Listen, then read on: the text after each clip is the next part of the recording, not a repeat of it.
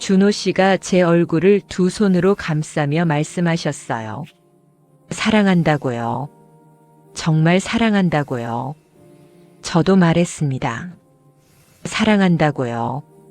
오랜만에 이런 말을 하는 거라 목소리가 떨렸지만 진심이었어요. 우리는 키스했습니다. 예전보다 더 깊게요. 준호 씨의 입술이 따뜻했어요. 손이 제 등을 감쌌습니다. 저도 준호 씨의 목을 껴안았어요. 키스가 길어졌습니다. 숨이 가빠졌어요. 우리는 서로에게서 떨어지고 싶지 않았습니다. 준호 씨가 제 이마에, 볼에, 목덜미에 입맞춤했어요. 하나하나가 부드러웠습니다. 저도 준호 씨의 뺨에 입맞춤했어요. 우리는 천천히 서로를 느꼈습니다. 그저 확인하고 싶었습니다. 우리가 서로를 얼마나 원하는지요. 그때 준호 씨가 조용히 물으셨어요. 은숙 씨, 제 집으로 갈까요? 지금부터 우리 사이에 어떤 일이 있었는지 전부 들려드리겠습니다. 이 영상이 마음에 드신다면 구독과 좋아요 부탁드립니다. 항상 건강하시고 행복하세요. 도서관 문을 잠그는 소리가 오늘따라 유난히 크게 들렸습니다. 시계는 9시 15분을 가리키고 있었어요. 폐관 시간에서 15분이 지났고 열람실 불빛은 이미 하나둘 꺼져가고 있었습니다. 저는 늘 그렇듯 마지막 정리 순서를 밟았어요. 반납함 확인, 책꽂이 정돈, 컴퓨터 로그아웃. 서울 외곽의 이 작은 시립 도서관에서 사서로 일한 지 벌써 23년째였습니다. 남편이 바람을 피워 떠난 뒤로 책이 제 유일한 친구였어요. 이 도서관은 40년 된 오래된 건물이었습니다. 예산 부족으로 CCTV도 몇 대 없었고 마감은 제 책임이었어요. 관장님도 오시면 퇴근하셨고 저 혼자 폐관 업무를 담당했습니다. 어떻게 보면 외로운 일이었지만 동시에 자유로운 일이기도 했어요. 늦게까지 남아 책을 읽을 수도 있었고 조용히 제 시간을 가질 수 있었으니까요. 책 냄새가 스며든 공기가 코끝을 간지렸습니다. 오래된 종이와 잉크의 그 익숙한 향이 오늘은 이상하게 쓸쓸하게 느껴졌어요. 손에 들린 책 한 권을 내려놓는데 먼지가 살짝 피어올랐습니다.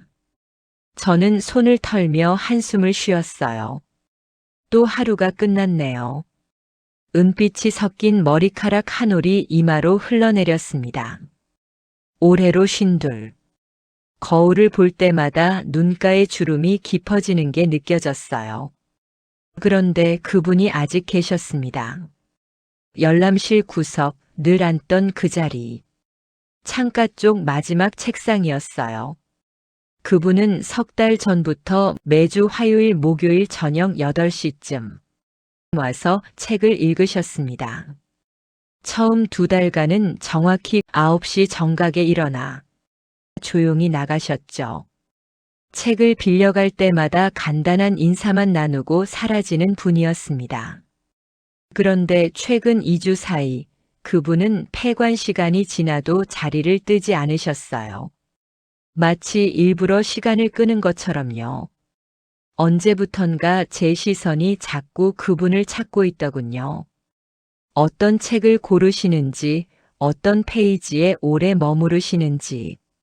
지난주엔 카프카의 변신을, 그 전주엔 황순원의 소나기를 빌려가셨죠. 고전을 즐겨 읽으시는 분이었습니다. 40대 중반쯤 되어 보이는 남자분이었고 항상 깔끗한 와이셔츠에 슬랙스 차림이었어요. 회사원처럼 보였지만 확신할 수는 없었습니다. 오늘도 그분은 책상에 앉아 책을 펼쳐놓은 채였어요. 불빛이 은퇴 안경에 반사되어 반짝였습니다. 책장을 넘기는 소리가 고요한 열람실에 희미하게 울렸어요. 저는 조용히 다가가 책꽂이를 정리하는 척하며 곁눈질로 그분을 보았습니다. 어깨가 유난히 굽어 있었어요. 피곤한 기색이 역력했습니다. 책상 위에는 오래된 문고본 한 권이 펼쳐져 있었어요. 제목이 보였습니다. 잃어버린 시간을 찾아서. 프루스트였어요. 왜 이런 책을 읽으실까요? 매주 이렇게 오셔서 요즘엔 늦은 시간까지 남아서. 책장을 넘기는 손놀림이 느렸습니다. 마치 시간을 붙잡고 싶은 듯이 한 글자 한 글자 음미하듯 읽고 계셨어요. 저도 모르게 가슴이 답답해졌습니다. 나도 평생 이렇게 책 속에 숨어 사는 건가? 정리를 마무리할 무렵 저는 더 이상 참지 못하고 그분께 조심스럽게 다가갔습니다. 목소리를 최대한 부드럽게 낮추며 폐관 시간이 지났음을 알렸어요. 그분은 고개를 들었습니다. 늘 그렇듯 살짝 놀란 듯한 눈빛이었어요. 시간 가는 줄 몰랐다는 그분의 목소리는 낮고 차분했습니다. 그런데 오늘은 그 목소리에 미묘한 떨림이 있었어요. 저는 미소를 지으며 그분이 읽던 책을 가리켰습니다.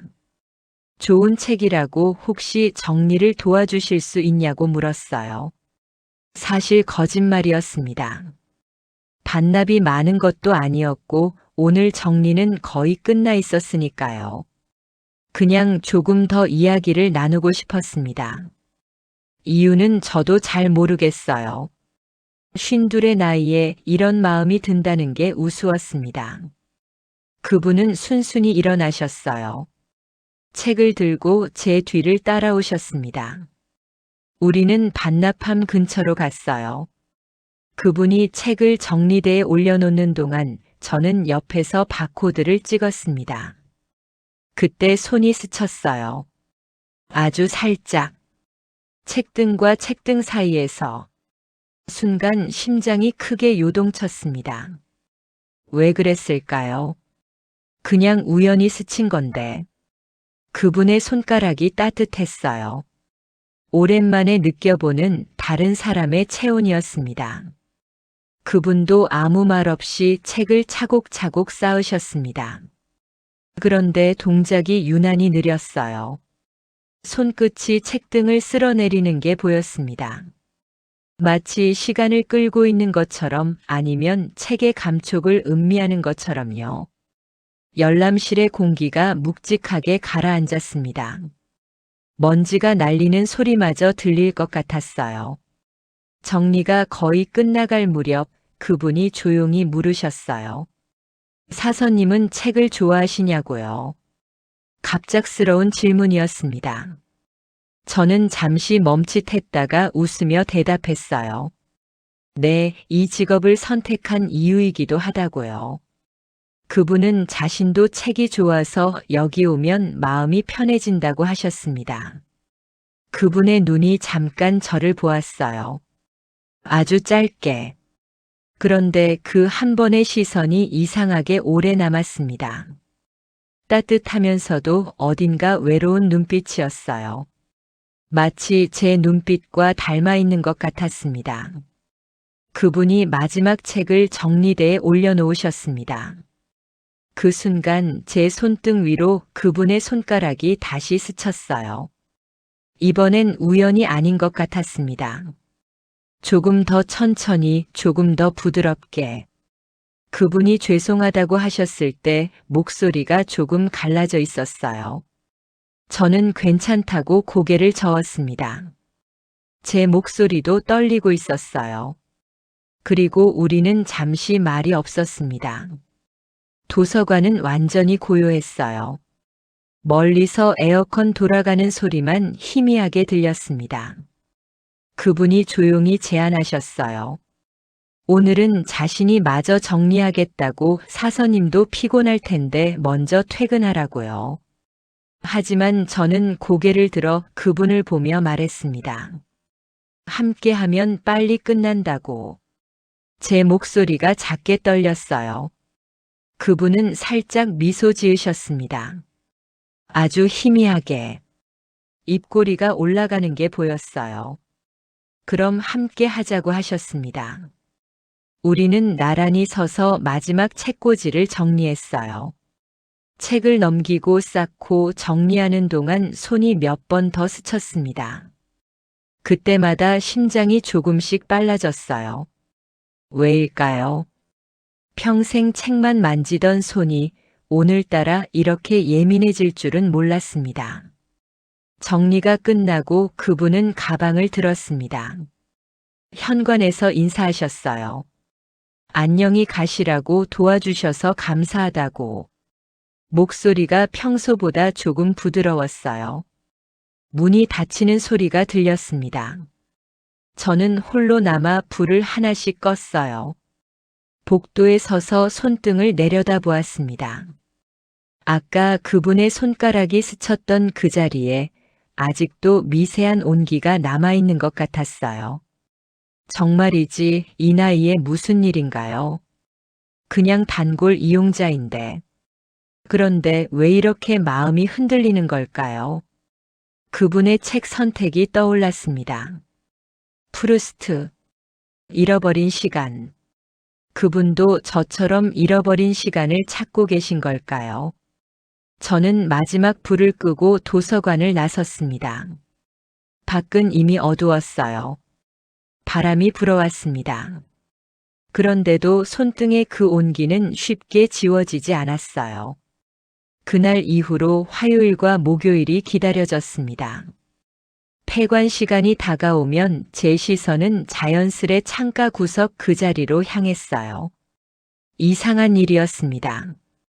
23년간 수많은 사람들을 보아왔는데 누군가를 이렇게 의식한 적은 처음이었어요. 그분은 규칙적으로 오셨습니다. 화요일과 목요일 8시경 한 번도 빠지지 않으셨어요. 그리고 항상 같은 자리에 앉아 책을 읽으셨죠. 하지만 요즘 들어서는 폐관 시간이 되어도 자리를 뜨지 않으셨습니다. 마치 의도적으로 늦게까지 남아있는 것처럼요. 저도 정리를 더 천천히 하게 되었어요. 이번 주 화요일에는 정지용 시집을 읽고 계셨습니다. 저는 반납함을 정리하며 궁금했어요. 어떤 시를 읽고 계실까? 향수일까요? 아니면 호수일까요? 그분의 손가락이 페이지 위를 천천히 따라가는 모습이 보였습니다. 시를 소리 없이 음미하고 계신 것 같았어요. 목요일 저녁이었습니다. 평소보다 비가 많이 내리는 날이었어요. 그분이 8시 20분쯤 들어오셨는데 우산을 제대로 쓰지 못하셨는지 어깨가 꽤 젖어 있었습니다. 안경에도 빗물이 맺혀 있었고요. 평소의 단정한 모습과는 달리 조금 흐트러진 차림이었어요. 와이셔츠 소매가 젖어서 피부에 달라붙어 있었습니다. 저는 휴게실에서 수건을 가져왔습니다. 그리고 조심스럽게 그분께 다가갔어요. 비를 많이 맞으셨으니 이거라도 쓰시라고 건넸습니다. 그분은 깜짝 놀라신 듯 고개를 들었어요. 그리고는 난처한 표정을 지으셨습니다. 괜찮다고 자신이 조심했어야 했다고 하셨어요. 하지만 저는 감기 걸리시면 안 된다며 수건을 그분 책상에 놓고 물러났습니다. 그분은 잠시 수건을 내려다 보시더니 조심스럽게 안경과 머리를 닦으셨어요. 그 모습이 왠지 모르게 가슴을 찡하게 했습니다. 그날 폐관 시간이 한참 지났을 때 그분이 수건을 들고 제게 오셨습니다. 정말 감사하다고 덕분에 편하게 책을 읽었다고 하셨어요. 저는 천만의 말씀이라고 빨아서 돌려주시면 된다고 했습니다. 그분이 다음에 꼭 깨끗이 빨아서 가져오겠다고 하셨어요. 그러면서 미소 지으셨습니다. 처음 보는 환한 미소였어요. 그 미소를 보는 순간 가슴 한쪽이 따뜻해졌습니다. 이틀 후 토요일이었습니다. 평소엔 오지 않으시는 날인데 그분이 도서관에 나타나셨어요. 손에 깨끗하게 빨아 달인 수건을 들고 계셨습니다. 약속대로 가져왔다고 하셨어요. 저는 평일에 주셔도 됐다고 했지만 그분은 그냥 산책하다 지나는 길이라고 하셨습니다. 그런데 그분의 집이 도서관에서 꽤 멀다는 걸 저는 알고 있었어요. 대출 카드에 적힌 주소가 버스로 40분 거리였으니까요. 그분이 수건과 함께 작은 종이봉투를 건네셨습니다. 별것 아니지만 감사의 표시라고 하셨어요. 저는 당황했지만 정중히 받았습니다. 그분이 돌아가신 후 저는 휴게실에서 봉투를 열어보았어요. 안에는 책갈피 한 장이 들어 있었습니다. 손으로 직접 그린 듯한 섬세한 수채화였어요. 비 오는 도서관 풍경이었습니다. 창가의 책상, 책꽂이, 그리고 희미하게 그려진 한 사람의 뒷모습. 뒷면에는 작은 글씨로 이렇게 적혀 있었어요. 비 오는 날의 친절에 감사드립니다. 마이너스 이준호. 이준호. 그분의 이름을 처음 알게 된 순간이었습니다. 저는 그 책갈피를 한참 들여다보았어요. 수채화 솜씨가 제법이었습니다. 직접 그리신 걸까요? 그렇다면 그림도 그리시는 분이셨던 거예요. 섬세한 터치, 은은한 색감. 갑자기 그분에 대해 더 많은 걸 알고 싶어졌습니다. 어떤 일을 하시는지, 왜 매주 이 도서관에 오시는지, 왜 요즘 늦게까지 남아 계시는지. 그날 밤 집에 돌아와 저는 거울을 보았습니다. 은빛 머리, 주름진 눈가. 쉰둘의 여자. 그런데 오늘은 그 얼굴이 조금 덜 슬퍼 보였어요. 눈가에 희미한 미소가 남아 있었습니다. 저는 그 책갈피를 침대 옆 책상에 놓았어요. 자기 전에 한 번 더 들여다보았습니다. 이준호. 그 이름이 입안에서 맴돌았어요. 다음 주 화요일 준호 씨는 평소보다 조금 일찍 오셨습니다.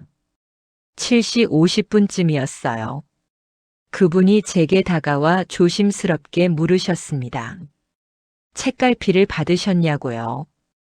저는 고개를 끄덕이며 정말 아름답다고 직접 그리신 거냐고 물었어요. 그분은 수줍게 웃으며 취미로 가끔 그린다고 하셨습니다. 그러면서 사서님 덕분에 오랜만에 그림을 그렸다고 즐거웠다고 하셨어요. 사서님. 그분은 계속 저를 그렇게 부르셨습니다. 저는 문득 제 이름을 알려드리고 싶었어요. 그래서 조심스럽게 말했습니다. 저는 박은숙이라고요. 그냥 은숙 씨라고 불러주셔도 된다고요. 그분의 눈이 살짝 커졌습니다. 그리고는 부드럽게 미소 지으셨어요. 그럼 저도 편하게 준호라고 불러달라고 하셨습니다.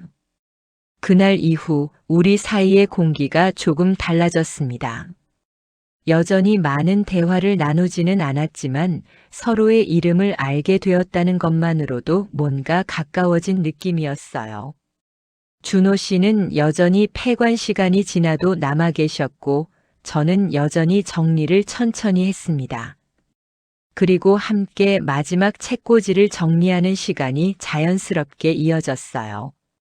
40년 된 이 낡은 도서관에는 CCTV도 별로 없었고 관장님도 일찍 퇴근하셔서 폐관은 온전히 제 책임이었습니다. 그래서 늦게까지 남아 있어도 누구의 눈치를 볼 필요가 없었어요. 어쩌면 그것이 우리에게 허락된 작은 자유였는지도 모릅니다. 이었던 거예요. 갑자기 그분에 대해 더 많은 걸 알고 싶어졌습니다. 어떤 일을 하시는지, 왜 매주 이 도서관에 오시는지, 왜 요즘 늦게까지 남아 계시는지. 석 달이 흘렀습니다. 가을이 깊어지고 도서관 앞 은행나무 잎이 노랗게 물들었어요. 준호 씨는 여전히 화요일과 목요일 저녁 8시에 오셨고 이제는 거의 매번 폐관 시간이 지나도 남아 계셨습니다. 처음에는 5분, 10분 정도였는데 요즘은 30분 가까이 남아 계셨어요. 그리고 저는 그 시간이 좋았습니다. 함께 책을 정리하고 짧은 대화를 나누는 그 시간이요. 준호 씨에 대해 조금씩 알게 되었습니다. 건축 설계 회사에 다니신다고 했어요. 일이 많이 바쁘지만 화목요일만큼은 일찍 퇴근해서 도서관에 온다고 하셨습니다. 왜냐고 물었더니 여기 오는 게 일주일 중 가장 행복한 시간이라고 하셨어요. 그 말을 들었을 때 가슴이 뛰었습니다. 저도 조금씩 제 이야기를 했어요. 23년째 이 도서관에서 일한다고 책이 좋아서 이 일을 선택했다고요. 결혼했었지만 오래전에 헤어졌다는 것도 말했습니다. 준호 씨도 비슷한 이야기를 하셨어요. 3년 전 이혼하셨다고 그 후로 혼자 살고 계신다고요. 아이는 없으시다고 했습니다. 우리는 서로의 외로움을 나누지는 않았지만 그 외로움을 이해하고 있었어요. 어느 목요일 저녁이었습니다. 준호 씨가 평소보다 늦게 오셨어요. 8시 40분쯤이었습니다. 얼굴이 유난히 피곤해 보였어요. 자리에 앉자마자 깊은 한숨을 쉬셨습니다. 저는 반납함을 정리하다 말고 그분을 보았어요. 뭔가 힘든 일이 있으신 것 같았습니다. 폐관 시간이 되어 조심스럽게 다가갔습니다. 오늘은 괜찮으시냐고 피곤해 보이신다고 했어요. 준호 씨는 고개를 들어 저를 보셨습니다. 눈가가 붉었어요. 죄송하다고 오늘 회사에서 힘든 일이 있었다고 하셨습니다. 10년 넘게 함께 일한 후배가 퇴사했다고요. 별것 아닌 일 같지만 왠지 모르게 마음이 허전하다고 하셨어요. 저는 잠시 망설이다가 휴게실에서 따뜻한 차를 가져왔습니다. 준호 씨께 건네며 말했어요. 힘든 날은 누구에게나 있다고 이럴 때일수록 따뜻한 걸 마시는 게 좋다고요. 준호 씨는 차를 받아들고 저를 보셨습니다. 그 눈빛에 감사함이 가득했어요. 고맙다고 정말 고맙다고 하셨습니다. 우리는 열람실 구석 소파에 나란히 앉았습니다. 준호 씨는 차를 마시며 천천히 이야기하셨어요. 회사 일이 힘들다는 것, 사람 관계가 어렵다는 것, 혼자 사는 게 외롭다는 것. 저는 그냥 듣기만 했습니다. 가끔 고개를 끄덕이며요. 제 이야기도 조금 했어요. 책 속에 숨어 지낸 20년이 어땠는지, 사람들과 부딪히는 게 두려워 도서관을 택했다는 것. 우리는 서로의 외로움을 위로하고 있었습니다. 이야기가 끝날 무렵 준호 씨가 조용히 물으셨어요.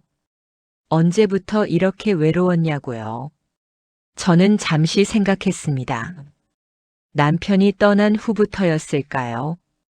아니면 그 전부터였을까요? 정확히는 모르겠다고 다만 오래되었다고 했어요. 준호 씨는 고개를 끄덕이셨습니다. 자신도 그렇다고 아마 결혼 생활 중에도 외로웠던 것 같다고 하셨어요. 그날 밤 준호 씨가 돌아가신 후 저는 한참을 소파에 앉아 있었습니다. 준호 씨가 앉았던 자리가 아직 따뜻했어요.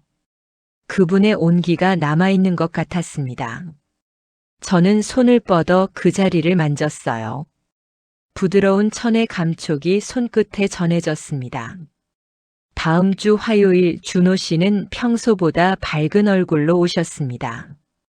제게 다가와 작은 상자를 건네셨어요. 지난번 차 대접에 대한 감사의 표시라고 하셨습니다. 상자를 열어보니 예쁜 찻잔 세트였어요. 손으로 직접 만든 것 같은 따뜻한 느낌의 도자기였습니다. 저는 깜짝 놀라 너무 비싼 거 아니냐고 물었어요. 준호 씨는 괜찮다고 은숙 씨가 좋아하실 것 같아서 골랐다고 하셨습니다. 그날 저녁 정리를 함께 하면서 준호 씨의 손이 제 손등에 살짝 닿았습니다. 예전처럼 황급히 떼지 않으셨어요. 잠시 그대로 머물렀다가 천천히 물러나셨습니다. 제 심장이 빠르게 뛰었어요. 준호 씨의 얼굴도 약간 붉어진 것 같았습니다. 우리는 서로를 보지 못하고 책꽂이만 바라보았어요. 하지만 공기 중에는 뭔가 변화가 있었습니다. 말로 하지 않아도 느껴지는 그런 것이었습니다. 그날 저녁 정리를 함께 하면서 준호 씨의 손이 제 손등에 살짝 닿았습니다.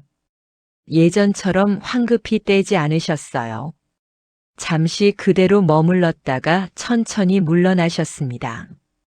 제 심장이 빠르게 뛰었어요. 준호 씨의 얼굴도 약간 붉어진 것 같았습니다. 우리는 서로를 보지 못하고 책꽂이만 바라보았어요. 하지만 공기 중에는 뭔가 변화가 있었습니다. 말로 하지 않아도 느껴지는 그런 것이요. 겨울이 시작되었습니다. 도서관 밖 거리에는 첫눈이 내렸어요. 준호 씨와 제가 알게 된 지 5달째였습니다. 이제 우리는 폐관 후 함께 차를 마시는 것이 일상이 되었어요. 준호 씨가 가져온 찻잔으로 따뜻한 차를 나눠 마시며 하루 있었던 일들을 조용히 나눴습니다. 많은 말을 하지는 않았지만 그 침묵조차 편안했어요. 준호 씨는 이제 거의 매번 폐관 후 40분 이상 남아 계셨습니다. 9시 40분, 때로는 50분까지도요. 저도 일부러 정리를 천천히 했습니다. 그분과 함께 있는 시간이 좋았으니까요. 손이 스치는 일도 잦아졌어요. 책을 정리하다, 차를 건네다, 불을 끄다. 그때마다 미묘한 전류 같은 게 흘렀습니다. 어느 목요일 저녁이었습니다. 눈이 많이 내리는 날이었어요. 준호 씨가 평소보다 조금 늦게 오셨습니다. 8시 30분쯤이었죠. 코트에 눈이 수북이 쌓여 있었어요. 저는 옷걸이를 가져다 드리며 감기 걸리지 않게 조심하시라고 했습니다. 준호 씨는 고맙다며 미소 지으셨어요. 그 미소가 예전보다 훨씬 자연스러웠습니다. 그날 밤 폐관 후 우리는 여느 때처럼 소파에 앉아 차를 마셨어요. 창밖으로 눈이 계속 내리고 있었습니다. 준호 씨가 조용히 말씀하셨어요. 이렇게 눈 오는 날 따뜻한 차를 마시는 게 얼마나 오랜만인지 모르겠다고요. 혼자 사는 집에서는 차를 끓일 생각도 하지 않게 된다고 하셨습니다. 저도 그렇다고 했어요. 집에 가면 그냥 물만 마시고 잔다고요. 준호 씨가 찻잔을 내려놓고 저를 보셨습니다. 평소보다 조금 더 긴 시선이었어요. 그리고 조심스럽게 물으셨습니다. 은숙 씨는 외롭지 않으시냐고요. 저는 솔직하게 대답했습니다. 외롭다고요. 아주 오래전부터요. 준호 씨는 고개를 끄덕이셨어요. 자신도 그렇다고 그런데 요즘은 조금 덜 외롭다고 하셨습니다. 여기 오는 날이 있어서요. 제 얼굴이 뜨거워졌습니다. 저도 그렇다고 화요일과 목요일이 기다려진다고 말했어요. 준호 씨의 손이 천천히 움직여 제 손에 가까이 왔습니다. 그리고 살짝, 아주 살짝 제 손등을 덮었어요. 따뜻했습니다. 저는 숨을 죽였습니다. 준호 씨의 눈이 제 눈을 보고 있었어요. 묻는 듯한 눈빛이었습니다. 저는 손을 거두지 않았어요. 그때였습니다. 현관 쪽에서 문 여는 소리가 들렸어요. 저는 깜짝 놀라 손을 뗐습니다. 준호 씨도 황급히 몸을 일으켰어요. 문이 열리고 미자 언니가 들어왔습니다. 2년 전 퇴직한 전직 사서였어요. 손에 책 한 권을 들고 계셨습니다. 미자 언니의 눈이 우리 둘을 훑었어요. 소파에 나란히 앉아있는 모습, 테이블 위에 찻잔 2개.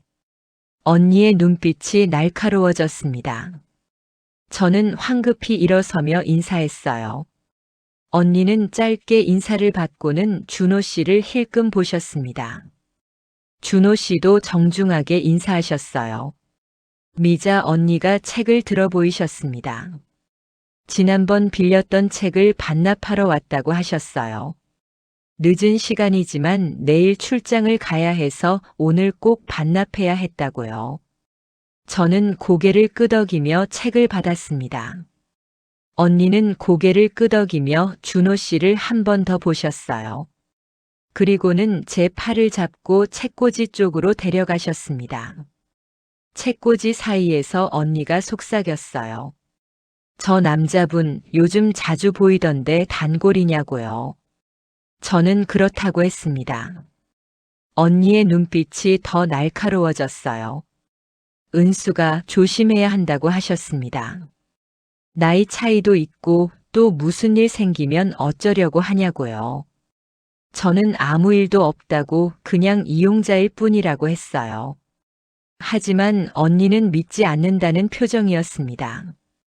언니가 나가신 후 열람실에 다시 고요가 내려앉았어요. 준호 씨가 조용히 말씀하셨습니다. 죄송하다고요. 제가 폐관 후에 너무 오래 남아 있어서 오해를 산 것 같다고요. 저는 고개를 저었습니다. 괜찮다고 그냥 옛 동료일 뿐이라고요. 하지만 준호 씨의 얼굴은 어두워져 있었어요. 그날 밤 준호 씨는 평소보다 일찍 돌아가셨습니다. 9시 20분쯤이었어요. 안녕히 계시라는 인사가 평소보다 조심스러웠습니다. 문이 닫히는 소리가 유난히 크게 들렸어요. 저는 홀로 남아 소파에 앉았습니다. 아까 준호 씨가 앉았던 자리예요. 그분의 온기가 아직 남아 있었습니다. 미자 언니의 말이 머릿속을 맴돌았어요. 나이 차이. 조심해. 또 무슨 일 생기면. 준호 씨와 저는 8살 차이였습니다. 제가 52, 준호 씨가 44. 세상 사람들이 보기엔 어색한 나이 차이일까요? 그리고 우리는 정말 아무것도 아닐까요? 단순히 외로운 두 사람이 위로를 나누는 것일 뿐일까요? 그날 밤 집에 돌아와 거울을 보았습니다. 은빛 머리, 주름진 눈가. 52의 여자. 언니 말이 맞을지도 몰라요. 나 같은 사람이 준호 씨에게 무엇이 되어줄 수 있을까요? 그런데도 손등에 남은 그분의 온기가 지워지지 않았습니다. 그 따뜻함이, 그 시선이 자꾸 떠올랐어요. 그날 이후로 일주일간 준호 씨는 오지 않으셨습니다. 화요일, 목요일이 지나갔지만 창가 구석 그 자리는 텅 비어 있었어요. 저는 폐관 시간까지 기다렸습니다. 혹시나 늦게라도 오시지 않을까 싶어서요. 하지만 문은 열리지 않았어요. 반납함을 정리하고 책꽂이를 닫고 불을 끄는 동안 내내 현관문을 보았습니다. 그분은 오지 않으셨어요. 미자 언니 때문일까요? 제가 뭔가 잘못했을까요? 아니면 준호 씨가 우리 사이에 대해 다시 생각해 보신 걸까요? 밤마다 이런 생각들이 머릿속을 맴돌았습니다. 잠을 이루기 힘들었어요. 꿈속에서도 도서관이 나왔습니다. 텅 빈 창가 자리가 보였어요. 2번째 주가 되었습니다. 여전히 준호 씨는 오지 않으셨어요. 저는 서서히 포기하기 시작했습니다. 그래, 이게 맞는 거야. 언니 말이 맞았어. 나 같은 사람이 무슨 기대를 했던 걸까? 그냥 단골 이용자였을 뿐이야. 하지만 가슴 한쪽이 텅 빈 것 같았습니다. 책을 정리하면서도 대출 업무를 보면서도 자꾸 창가 쪽을 보게 되었어요. 3번째 주 목요일 저녁이었습니다. 8시 50분쯤 거의 폐관 시간이 다 되어갈 무렵 문이 열렸어요. 준호 씨였습니다. 얼굴이 많이 야위어 있었어요. 며칠 밤을 제대로 못 주무신 것처럼 눈가에 그늘이 져 있었습니다. 평소의 단정한 모습과는 달리 넥타이도 느슨하게 풀려 있었어요. 준호 씨는 제게 다가오셨습니다. 죄송하다고 하셨어요. 회사에 급한 일이 생겨서 출장을 다녀왔다고요. 연락도 못 드려서 정말 죄송하다고 하셨습니다. 저는 괜찮다고 바쁘신 줄 알았다고 했어요. 하지만 제 목소리가 떨리고 있었습니다. 준호 씨가 제 눈을 보셨어요. 그 눈빛에 미안함과 그리움이 섞여 있었습니다. 폐관 시간이 지났습니다. 다른 이용자들은 모두 나갔어요. 준호 씨만 남아 계셨습니다. 저는 천천히 정리를 시작했어요. 준호 씨가 일어나 제게 다가왔습니다. 오늘도 도와드리겠다고 하셨어요.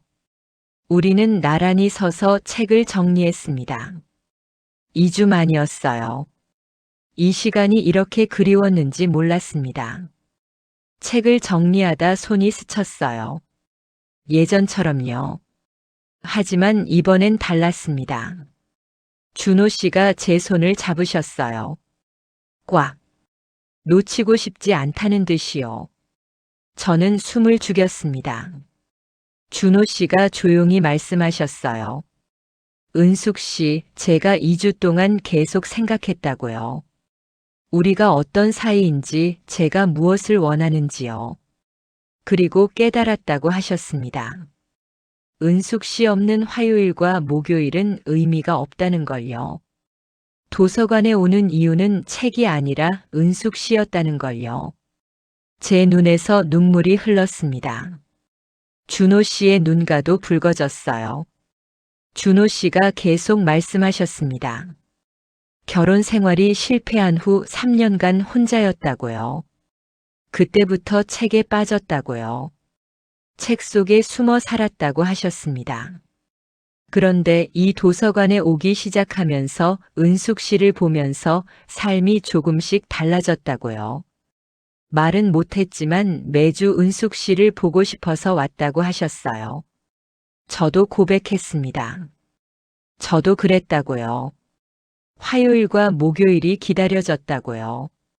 준호 씨가 오시는 시간이 하루 중 가장 좋은 시간이었다고요.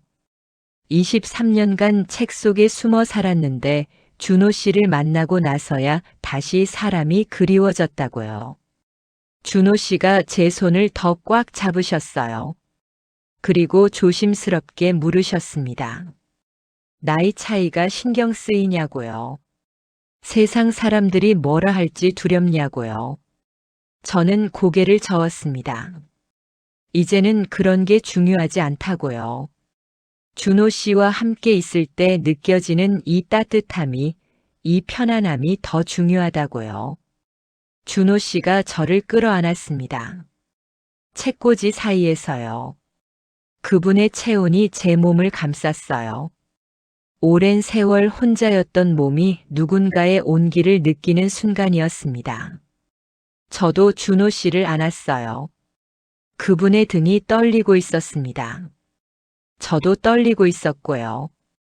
우리는 한참을 그렇게 서 있었습니다. 도서관의 고요 속에서요. 밖에서는 바람 소리만 들렸어요. 준호 씨가 제 이마에 입맞춤했습니다. 가볍게요.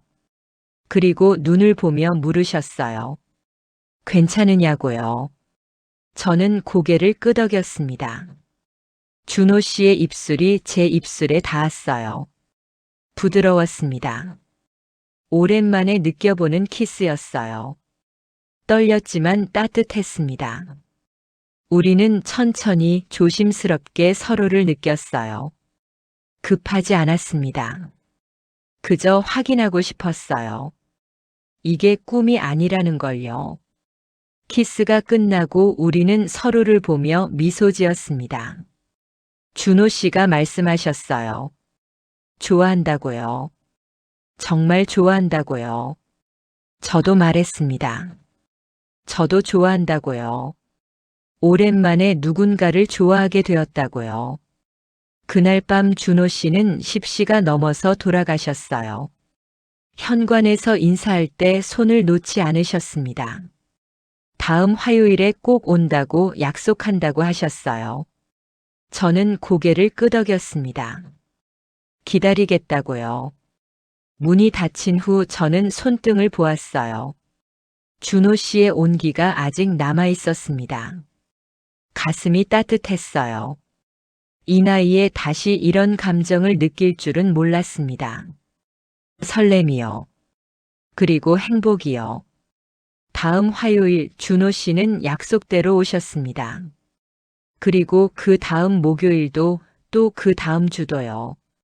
우리는 이제 폐관 후 함께 있는 시간을 당연하게 여겼어요. 차를 마시고 책을 정리하고 때로는 그냥 나란히 앉아 침묵을 나눴습니다. 손을 잡고 있었어요. 가끔 키스도 했습니다. 부드럽고 조심스러운 키스요. 한 달이 흘렀습니다. 겨울이 깊어졌어요. 준호 씨와 저는 도서관 밖에서도 만나기 시작했습니다. 주말 오후 근처 카페에서 커피를 마셨어요. 공원을 산책하기도 했고요. 처음엔 어색했습니다. 도서관이 아닌 곳에서 만나니 새로운 느낌이었어요. 하지만 곧 익숙해졌습니다. 준호 씨와 함께 있으면 어디든 편안했으니까요. 준호 씨에 대해 더 많이 알게 되었어요. 대학에서 건축을 전공하셨고 지금은 중견 설계 회사에서 팀장으로 일하신다고 했습니다. 결혼은 7년 했었다고요. 아이가 없어서 이혼 절차는 간단했지만 마음의 상처는 오래 갔다고 하셨어요. 전 아내는 다른 사람을 만나 재혼했다고 했습니다. 저도 제 이야기를 더했어요. 남편이 10년 전 회사 후배와 바람을 피워 떠났다고요. 충격이 컸지만 동시에 해방감도 느꼈다고 했습니다. 사실 결혼 생활이 행복하지 않았으니까요. 그 후로 책에 더 몰두했다고요. 사람이 무서워졌다고 했어요. 준호 씨는 제 손을 꽉 잡아주셨습니다. 어느 목요일 저녁이었습니다. 준호 씨가 평소보다 일찍 오셨어요. 7시 30분쯤이었습니다. 얼굴이 어두웠어요. 자리에 앉아서도 책을 펼치지 않으셨습니다. 그냥 창밖만 보고 계셨어요. 저는 뭔가 안 좋은 일이 있으신 것 같아서 조심스럽게 지켜보았습니다. 폐관 시간이 되어 다가갔어요. 무슨 일 있으시냐고 물었습니다. 준호 씨는 한참을 망설이시다가 말씀하셨어요. 오늘 전 부인한테서 연락이 왔다고요. 3년 만에요. 갑자기 만나자고 했다고 합니다. 저는 가슴이 철렁 내려앉았어요. 왜 만나자고 했을까요? 준호 씨가 계속 말씀하셨습니다. 내일 만나기로 했다고요. 무슨 일인지는 모르겠지만 거절할 수 없었다고요. 결혼 생활은 실패했어도 한때 함께한 사람이니까요. 저는 고개를 끄덕였습니다. 당연히 만나야 한다고 괜찮다고 했어요. 하지만 제 목소리가 떨리고 있었습니다. 그날 밤 우리는 차를 마시지 않았어요. 그냥 소파에 나란히 앉아 있었습니다. 준호 씨가 제 손을 잡으셨어요. 걱정하지 말라고 전 부인은 이미 지난 사람이라고 하셨습니다. 지금 제 마음에 있는 사람은 은숙 씨뿐이라고요. 저는 믿는다고 했어요. 하지만 불안했습니다. 다음 날은 금요일이었습니다. 준호 씨가 오시지 않는 날이었어요. 하지만 저는 하루 종일 준호 씨 생각만 했습니다. 지금 전 부인을 만나고 계실까요? 무슨 이야기를 나누실까요? 혹시 재결합을 제안하는 건 아닐까요? 이런 생각들이 머릿속을 떠나지 않았어요. 토요일 오후 준호 씨한테서 문자가 왔어요. 내일 일요일 오후에 만날 수 있냐고요. 카페에서요. 저는 그러자고 답장했습니다. 한편으로는 두려웠어요. 무슨 이야기를 하실까요? 일요일 오후 3시 도서관 근처 카페에서 준호 씨를 만났습니다. 얼굴이 많이 피곤해 보였어요. 커피를 주문하고 자리에 앉았습니다. 준호 씨가 천천히 말씀하셨어요. 전 부인이 돈을 빌려달라고 했다고요. 재혼한 남편이 사업에 실패해서 빚이 생겼다고 합니다. 준호 씨한테 3천만 원을 빌려달라고 했대요. 저는 깜짝 놀랐어요. 준호 씨는 거절하셨냐고 물었습니다. 준호 씨는 고개를 저으셨어요. 빌려주기로 했다고요. 왜냐고 물었습니다. 준호 씨는 한참을 망설이시다가 말씀하셨어요. 미안하지만 완전히 매정할 수는 없었다고요. 한때 함께 살았던 사람이니까요. 하지만 이걸로 완전히 정리하려고 한다고 이게 마지막이라고 하셨습니다. 저는 고개를 끄덕였어요. 이해한다고 했습니다. 하지만 가슴 한쪽이 무거웠어요. 준호 씨가 제 손을 잡으셨습니다. 걱정하지 말라고 이제 정말 끝이라고요. 앞으로는 은숙 씨만 생각하겠다고 하셨어요. 저는 믿는다고 했습니다. 하지만 마음속 깊은 곳에서 불안이 피어올랐어요. 준호 씨가 정말 전 부인과 완전히 정리할 수 있을까요? 그날 밤 집에 돌아와 잠을 이룰 수 없었습니다. 준호 씨와 전 부인의 모습이 자꾸 떠올랐어요. 그들이 함께 살던 시간, 나눴던 추억들. 저는 그 시간에 없었던 사람이에요. 나중에 나타난 사람일 뿐이죠. 과연 제가 준호 씨에게 어떤 의미일까요? 전 부인을 대신할 수 있을까요? 그 후 2주간은 힘든 시간이었습니다.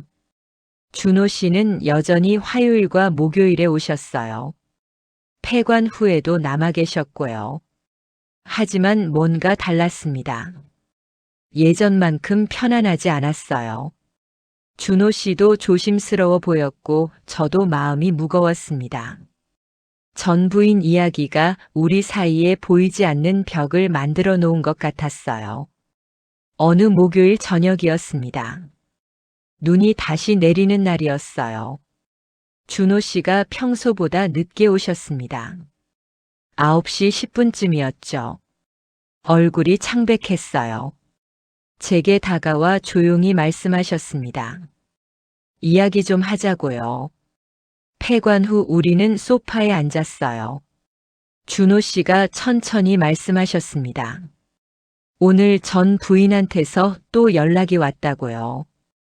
돈을 빌려준 게 고맙다며 식사라도 같이 하자고 했대요. 준호 씨는 거절했다고 하셨습니다. 이제 연락하지 말라고 자신은 새로운 사람을 만났다고 말했대요. 제 심장이 빠르게 뛰었어요. 준호 씨가 제 손을 잡으셨습니다. 은숙 씨한테 확실히 말하고 싶었다고요.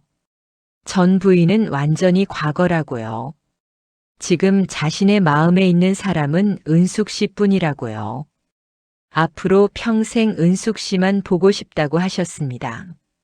저는 눈물이 났어요. 준호 씨도 눈가가 붉어졌습니다. 준호 씨가 조심스럽게 물으셨어요. 자신과 함께 해줄 수 있냐고요. 세상 사람들이 뭐라 해도 나이 차이가 있어도 그냥 함께 있어줄 수 있냐고요. 저는 고개를 끄덕였습니다. 그러고 싶다고 준호 씨와 함께 있을 때가 가장 행복하다고 했어요. 23년간 혼자 살았지만 이제는 혼자가 아니고 싶다고요. 준호 씨와 함께 남은 시간을 보내고 싶다고 했습니다. 준호 씨가 저를 끌어안았어요. 꽉. 놓치고 싶지 않다는 듯이요. 저도 준호 씨를 안았습니다. 우리는 한참을 그렇게 있었어요. 눈물을 흘리면서요. 외로웠던 시간, 아팠던 기억, 모든 게 녹아내리는 것 같았습니다. 준호 씨가 제 얼굴을 두 손으로 감싸며 말씀하셨어요. 사랑한다고요. 정말 사랑한다고요. 저도 말했습니다. 사랑한다고요. 오랜만에 이런 말을 하는 거라 목소리가 떨렸지만 진심이었어요. 우리는 키스했습니다.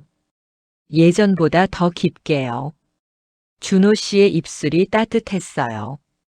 손이 제 등을 감쌌습니다. 저도 준호 씨의 목을 껴안았어요. 키스가 길어졌습니다. 숨이 가빠졌어요. 우리는 서로에게서 떨어지고 싶지 않았습니다. 준호 씨가 제 이마에, 볼에, 목덜미에 입맞춤했어요. 하나하나가 부드러웠습니다. 저도 준호 씨의 뺨에 입맞춤했어요. 우리는 천천히 서로를 느꼈습니다. 그저 확인하고 싶었습니다.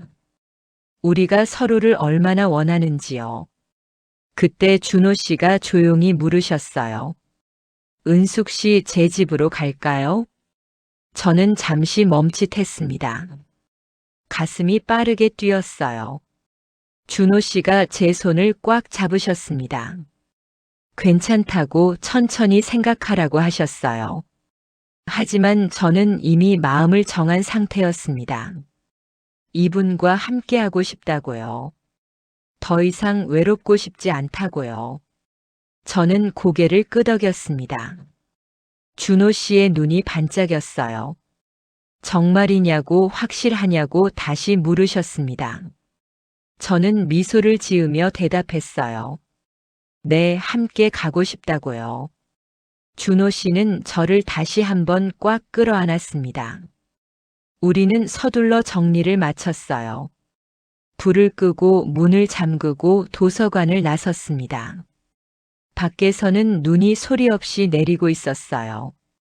준호 씨가 제 손을 잡았습니다. 장갑 사이로 전해지는 온기가 따뜻했어요. 택시를 타고 준호 씨 집으로 향했습니다. 차 안에서 우리는 말이 없었어요. 그저 손을 꽉 잡고 있었습니다. 창밖으로 스쳐가는 거리의 불빛들이 몽환적으로 느껴졌어요. 마치 꿈을 꾸는 것 같았습니다. 준호 씨 집은 작은 아파트였어요. 현관문을 열고 들어서자 책 냄새가 났습니다.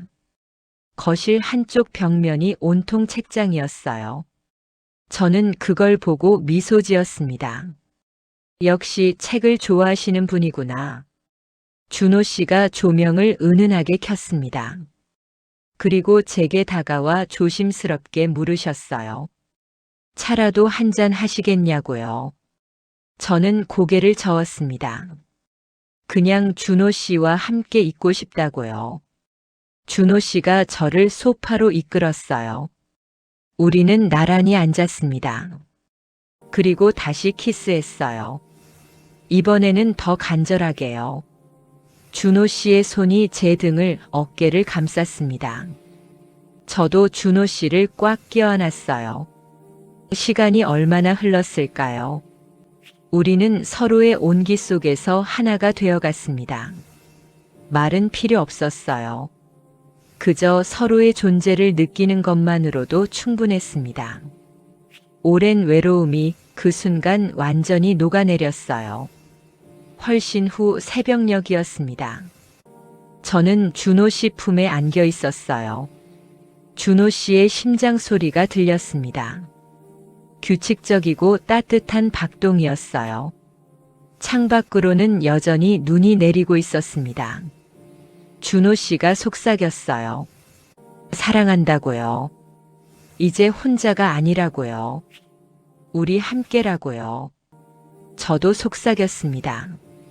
네, 사랑한다고요. 이제는 함께라고요. 그날 밤 우리는 처음으로 같은 공간에서 아침을 맞이했습니다. 준호 씨가 커피를 내려주었고 저는 창밖에 눈 덮인 풍경을 바라보았어요. 새하얀 세상이었습니다. 마치 모든 게 새로 시작되는 것처럼요. 준호 씨가 제 옆에 앉아 커피를 건네주었어요. 따뜻한 김이 모락모락 피어올랐습니다. 우리는 말없이 커피를 마셨어요. 그리고 서로를 보며 미소 지었습니다. 이제 시작이었습니다. 우리의 진짜 이야기가요. 그날 밤 준호 씨는 11시가 넘어서야 돌아가셨어요. 현관에서 한참을 포옹했습니다. 떨어지기 싫었지만 내일 또 만나자고 약속했어요. 주말에 같이 저녁 먹자고요. 준호 씨는 꼭 그러자며 웃으셨습니다. 문이 닫힌 후 저는 소파에 다시 앉았어요. 준호 씨의 온기가 아직 남아 있었습니다. 손으로 그 자리를 만졌어요. 따뜻했습니다. 가슴도 따뜻했어요. 이 나이에 다시 사랑을 하게 될 줄은 몰랐습니다. 그것도 이렇게 깊은 사랑을요. 겨울이 지나고 봄이 왔습니다. 도서관 앞 벚꽃이 피어났어요. 준호 씨와 제가 함께한 지 8개월째였습니다. 이제 우리는 도서관을 넘어 함께하는 시간이 많아졌어요. 주말마다 만났고 때로는 평일 저녁에도 함께 저녁을 먹었습니다. 준호 씨는 여전히 화요일과 목요일에 도서관에 오셨지만 이제는 책보다 저를 보러 오신다고 하셨어요. 어느 토요일 오후였습니다. 준호 씨와 함께 공원을 산책하고 있었어요. 벚꽃이 바람에 흩날리고 있었습니다. 준호 씨가 제 손을 잡고 말씀하셨어요. 같이 살면 어떻겠냐고요. 저는 깜짝 놀라 준호 씨를 보았습니다. 준호 씨가 진지한 얼굴로 말씀하셨어요. 매일 헤어지는 게 힘들다고요. 같이 살고 싶다고요. 아침에 일어나면 은숙 씨가 옆에 있고 저녁에 집에 오면 은숙 씨가 기다리고 있으면 좋겠다고 하셨습니다. 결혼까지는 아니어도 일단 함께 살아보면 어떻겠냐고요. 저는 잠시 생각했습니다. 52의 나이에 누군가와 함께 산다는 게 쉬운 일은 아니었어요. 23년간 혼자 살았으니까요. 하지만 준호 씨와 함께라면 할 수 있을 것 같았습니다. 아니, 하고 싶었어요. 이제는 혼자가 아니라 함께 있고 싶었습니다. 저는 고개를 끄덕였어요. 그러자고요. 같이 살자고요. 준호 씨의 얼굴이 환하게 밝아졌습니다. 저를 끌어안고 빙글빙글 돌렸어요. 저는 웃으며 그만하라고 했지만 가슴이 너무 행복했습니다. 한 달 후 저는 준호 씨와 함께 살기 시작했어요. 준호 씨 집도 아니고 제 집도 아닌 새로운 집을 구했습니다. 작은 아파트였지만 우리 둘에게는 충분했어요. 책을 가득 들여놓을 수 있는 방도 있었습니다. 준호 씨가 직접 책장을 만들어 주셨어요. 건축을 전공하셔서 그런지 솜씨가 좋았습니다. 함께 사는 일상이 시작되었어요. 아침이면 함께 커피를 내렸습니다. 준호 씨가 토스트를 굽고 저는 샐러드를 만들었어요.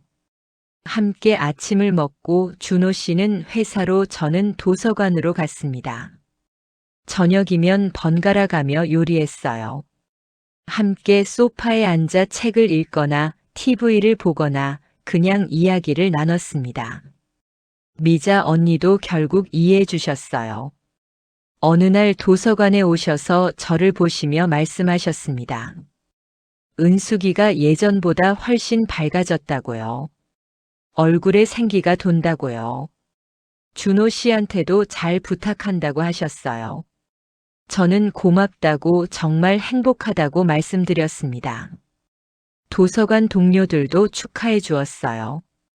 다들 제가 혼자 사는 줄 알았는데 누군가를 만났다는 소식에 놀라워했습니다. 하지만 진심으로 기뻐해 주었어요. 저도 이렇게 행복할 수 있냐고 보기 좋다고들 하셨습니다. 어느 저녁 준호 씨와 함께 집 거실에 앉아 있었어요. 창밖으로 석양이 지고 있었습니다. 준호 씨가 작은 종이를 건네셨어요. 책갈피였습니다. 처음 만났을 때처럼 수채화로 그린 책갈피였어요. 이번에는 우리 둘이 나란히 앉아 책을 읽는 모습이었습니다. 뒷면에는 이렇게 적혀 있었어요. 이제는 잃어버린 시간이 아니라 함께 만드는 시간입니다. 마이너스 준호. 저는 눈물이 났어요. 준호 씨를 끌어안았습니다. 준호 씨도 저를 꽉 안아주셨어요. 우리는 서로의 품에서 오랜 외로움이 완전히 녹아내린 것을 느꼈습니다. 도서관은 여전히 그 자리에 있었어요. 저는 여전히 그곳에서 일했고 준호 씨는 여전히 화요일과 목요일에 오셨습니다. 하지만 이제는 달랐어요. 폐관 후 함께 집으로 갔습니다. 손을 잡고요. 책 냄새가 스며든 그 공간에서 우리는 서로를 발견했고 이제는 함께 새로운 이야기를 써내려가고 있었어요. 52과 44. 세상 사람들이 보기엔 늦은 나이일지도 몰라요. 하지만 우리에겐 새로운 시작이었습니다. 사랑에는 나이가 없다는 걸, 외로움 끝에는 따뜻함이 있다는 걸 우리는 서로를 통해 배웠어요. 겨울이 다시 왔습니다. 눈이 내리는 어느 저녁 준호 씨와 함께 소파에 앉아 책을 읽고 있었어요. 준호 씨는 프루스트를, 저는 정지용 시집을요. 가끔 서로의 책에서 좋은 구절을 읽어주곤 했습니다. 준호 씨의 손이 제 손을 잡았어요. 저도 꽉 잡았습니다. 창밖으로 눈이 소리 없이 내리고 있었어요. 거실은 따뜻했습니다. 책 냄새와 커피 향이 섞여 있었어요. 그리고 우리 둘이 있었습니다. 더 이상 혼자가 아닌 함께인 우리요. 준호 씨가 책을 덮고 저를 보며 미소 지었습니다. 저도 미소로 답했어요. 말은 필요 없었습니다. 우리는 서로의 눈빛만으로도 충분히 이해할 수 있었으니까요. 밖에서는 눈이 계속 내렸지만 우리의 겨울은 따뜻했습니다. 앞으로도 계속 그럴 거예요. 함께라면요. 도서관에서 시작된 우리의 이야기는 이제 함께 살아가는 매일의 이야기가 되었습니다. 책장을 넘기듯 우리는 함께 인생의 페이지를 넘겨갈 것입니다. 천천히, 조심스럽게, 그리고 행복하게요.